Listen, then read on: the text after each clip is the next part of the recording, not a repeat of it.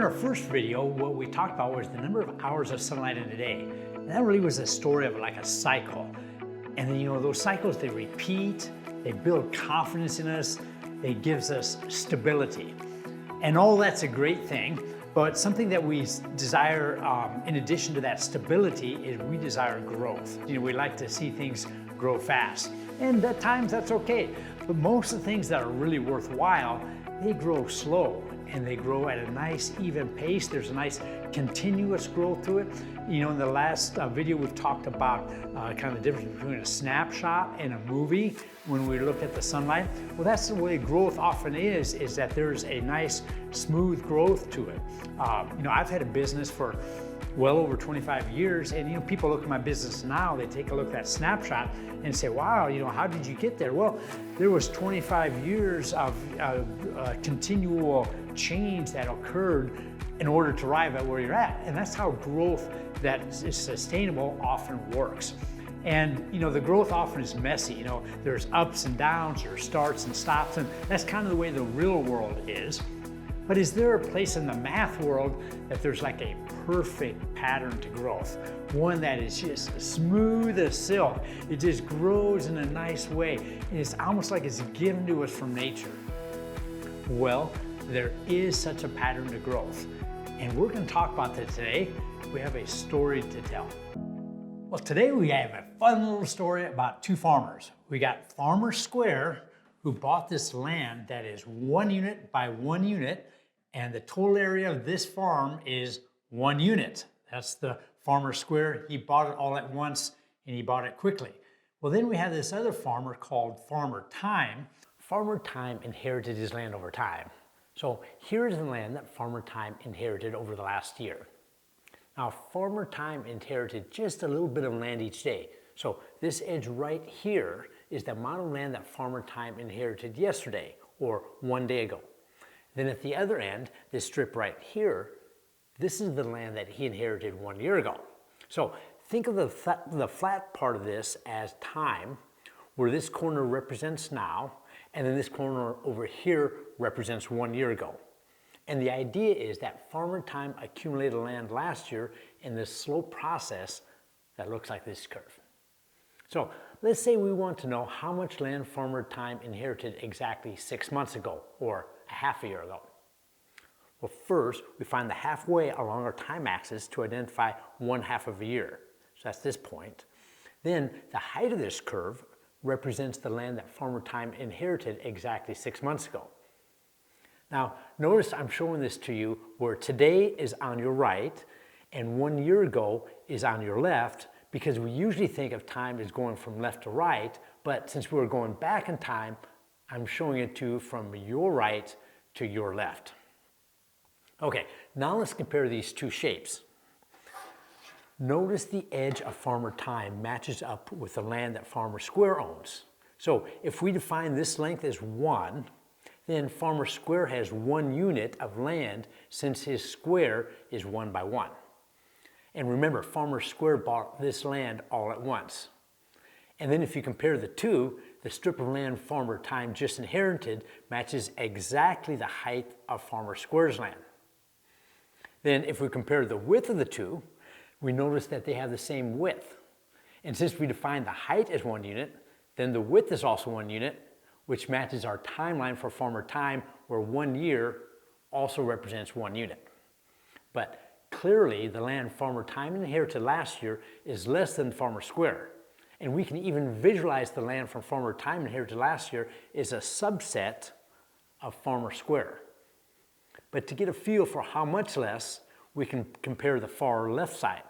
Right here, do you have the exact number? Yeah, 0.368. 0.368, that's the number right there. But Farmer Time didn't accumulate just 1 year, he did 2 years. So here's the picture of what it looked like over 2 years. And as you can see, we have this nice smooth transition. And year 2 starts just like year 1 ended. And it comes down to this point down here that would be able to mix up with this point right here. And now we got 3 years of Farmer Time accumulation. So when we put these 3 pieces together, this is the total land that Farmer Time inherited during the last 3 years. And because time goes backwards, or from right to left for you, then the amount of land Farmer Time inherited exactly 3 years ago is this little strip here on your left, which is on my right, right there. But then as we go left to right, we get a picture of how much land Farmer Time accumulated each day, going this direction. And each day, Farmer Time not only inherited a little more land, but then the amount of land he inherited was slightly more than the day before. And remember, the amount of land that Farmer Square owns remains fixed as 1 by 1 or 1 square unit. But then Father Time's amount of land changes over time. So this makes an interesting comparison between the two. So what do you think, Jack? Do you think Farmer Time has inherited more land than what Farmer Square has, or which one do you think? It's tough to say. I mean, there's 3 pieces, but they're all smaller. So. Yeah, different shapes, different shapes. Well, we have some people behind the scenes who have done the math for us. And the amount of land that Farmer Time inherited the last 3 years is about 0.95, which is a little less than 1. So Farmer Square owns more land than Farmer Time inherited the last 3 years. You know, you may think that was almost magic, like how in the world did they calculate this area? But there's a little secret that we know on how we calculate it. Do you think we ought to tell them what that secret is? I think so. Okay, so here's the secret. Think of the bottom part of Father Time's land as the x-axis. And at the far right is where the value is 0, which represents today. And since this represents 3 years' time, then the far left represents 3 years ago, or -3 on the x-axis. Now consider the top part of the land. We can think of the top part of this as the shape of the curve. And the top of this curve represents a well-known function. And the function is y equals e raised to x, where the far left x is -3 and your far right x is 0. Now, notice the height represents the value of the function. So if we put -3 in for x, then the height of the function at your far left is e raised to -3. And if we put 0 in for x, well then the height of the function at your far right is e raised to 0, which is 1. And this relationship is true for all points between -3 and 0. But notice, this only defines the height of the function. And our question is, what is the amount of area below the function and above the x-axis? Now, we are used to drawing functions in algebra for curved shapes, but calculating the area under a curve is a totally different question, and one that usually is much more difficult. But for this function, this special function, the answer is easy. And actually, it is amazingly easy. Here's how it works. First, let's consider the 1-year strip between x equals -1 and x equals 0. The amount of land, or the area under this curve, is precisely 1 minus e raised to -1. And notice e to the -1 is also the height of this function at this point. And this matches exactly the height at this point. Also notice that the first term, 1, also matches with the height of the curve at the ending point. And that means that we have this incredible pattern where the area under the curve is precisely the height of the curve at the far right minus the height of the curve at the far left. And isn't that not amazing? And even though this shape has a curve in it that looks impossible to calculate the area, we have this simple process of just measuring the height at the right and measuring the height on the left, and we take the difference. And measuring a height is easy because we can use a ruler for that. Is that cool or what?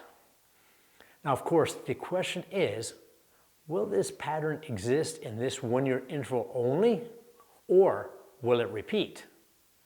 And the answer we want to hear is that it repeats. And yes, that is also the correct answer.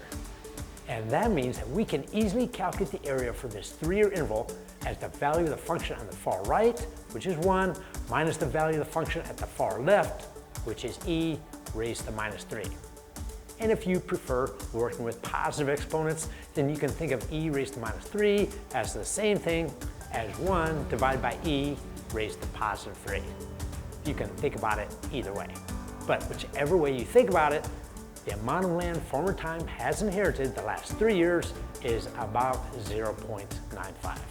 So, does Farmer Time ever catch up to Farmer Square? Good question. Yeah. So let's just zoom forward past 3 years and let's take a look at year 10. And here's a picture of year 10. And here's that curve. And so this is actually time 9. And this is time 10, and the whole interval would be year 10. Now this might look a little bigger than you thought because it's bigger than year 3. Well, the reason why is we actually had to magnify this in order for you to see it. And so that's why it's bigger. And the amount of magnification, and Jack's the one who actually built this, was how many times bigger? I think it was 1,000 times bigger. 1,000 times bigger. So if you want to see this in true size, shrink this down by 1,000. And that's how big it is.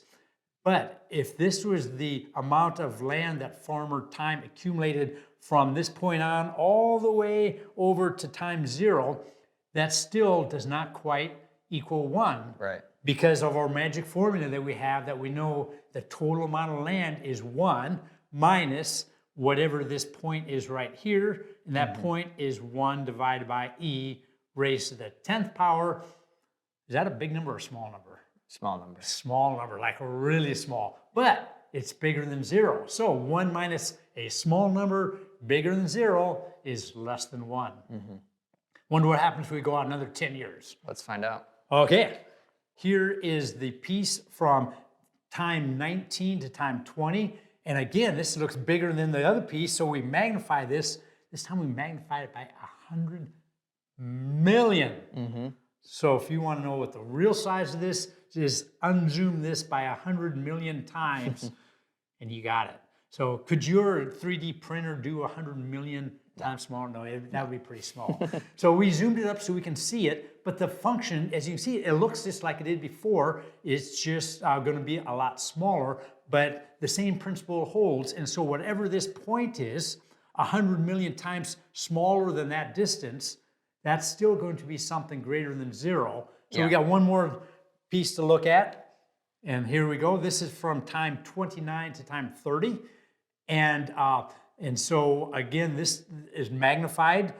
This time we're magnified by 1 trillion. Yep. Wow. You know, that kind of reminds me of something else we've been talking about with telescopes. Yeah. Is there something you can think about? The James Webb Telescope. The James Webb Telescope. And you know, he's looking at things with his telescope that are like 13 billion light years away. So one way to think about it is that Jack took a very small shape and he magnified it 1 trillion times larger so we can see it. And we know that this is the precise shape of that curve magnified 1 trillion times. Now, the James Webb Telescope took objects that are about 13 billion light years away, and it magnified them so that we can see them. So what James Webb did was pretty cool, and it is amazing that we have technology to do this. But if we only compare magnifications, well, Jack magnified our curve 1 trillion times, which is about 75 times more than what James Webb did. But let's return to our question of how much land has Farmer Time inherited the last 30 years. And our secret formula is 1 minus the height of the curve at our far left. Again, that's still not 0, is it? Right. And so the total area of all of 30 years is going to be 1 minus whatever the height of this is, which is a very small number, 1 over e to the 30, but still greater than 0. Right. So is there any hope for Farmer Time to catch up to Farmer Square? And you know, that's the part that no matter how far out we go, we're going to take 1 minus something, and there's always going to be something. Yeah. So the idea in math is we don't ever subtract something. We just say 1, and then we take this curve right here, and we just take the whole thing. It's just like zoom off to a negative infinity. We don't subtract anything. So is there a beginning? Now that's a good question. If we don't subtract anything, then there is no beginning. And that's that kind of the cool part. And then when we can do that, and in math we do, we say with 100% certainty that the area under this curve is exactly 1. So that is pretty cool that we can do that in math, and we can extend that off to infinity, and it turns out to be exactly 1. We were able to imagine from this exponential function that it does not have a beginning. In fact, we have the amazing ability to calculate the exact area under this curve starting at negative infinity. Now that is a wonderful thought in our abstract math world. But what about real life?